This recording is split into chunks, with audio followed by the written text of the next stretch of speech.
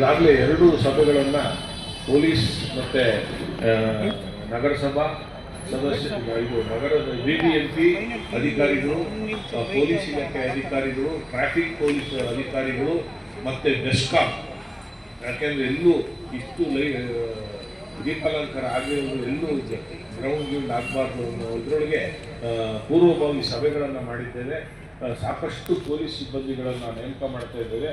ನಾವು 100 CCTVಗಳನ್ನು ಅಳವಡಿಸ್ತೇವೆ. ದೇವಸ್ಥಾನದ ಎಲ್ಲ CCTVಗಳು ಸೇರಿ, ಬೇರೆ CCTVಗಳು ಸೇರಿ 100 CCTVಗಳನ್ನು ಅಳವಡಿಸ್ತಾ ಇದ್ದೀವಿ.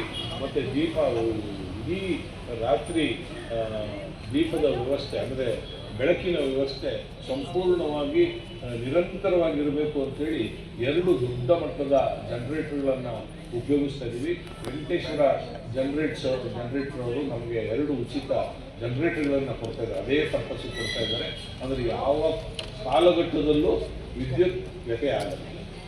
Sir, what about the parking arrangement sir? Parking for visitors. Parking arrangements ನಾವು ಈಗಾಗಲೇ ರಿಕ್ವೆಸ್ಟ್ ಮಾಡಿದ್ದೀವಿ ಎಲ್ಲರಿಗೂ, ಗಾಡಿಗಳನ್ನ ದೂರ ಬಿಟ್ಬಿಟ್ಟು ಬನ್ನಿ ಅಂತ.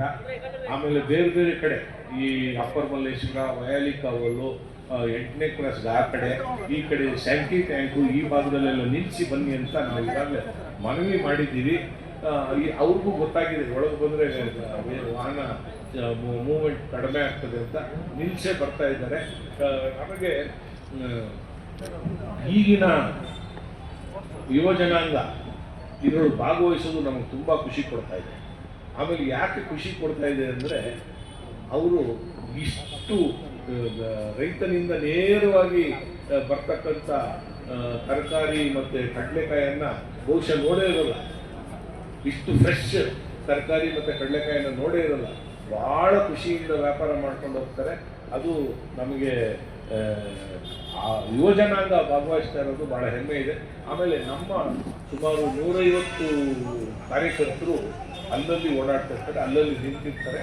ನಮ್ಮ ಮೊದಲನೇ ಉದ್ದೇಶ ಏನು ಅಂದರೆ, ಇಡೀ ಈ ಸಂತೆ ರೂಪದಲ್ಲಿ ನಡೀತಕ್ಕಂಥ ಈ ಕಡಲೆಕಾಯಿ ಪರಿಷೆಯಲ್ಲಿ ಯಾವುದೇ ಹೆಣ್ಣು ಮಗಳಿಗೆ ಕೀಟಲೆ ಕೋಟಲೆ ಮಾಡದಂಗೆ ನೋಡ್ಕೊಳ್ಳುವಂಥ ಜವಾಬ್ದಾರಿ ಪೊಲೀಸ್ನವರ ಜೊತೆ ನಮ್ಮ 150 ಜನ ಕಾರ್ಯಕರ್ತರು ಇರ್ತಾರೆ. ಅದರಲ್ಲಿ ಮಹಿಳಾ ಕಾರ್ಯಕರ್ತರು ಇರ್ತಾರೆ, ಪುರುಷ ಕಾರ್ಯಕರ್ತರು ಇರ್ತಾರೆ.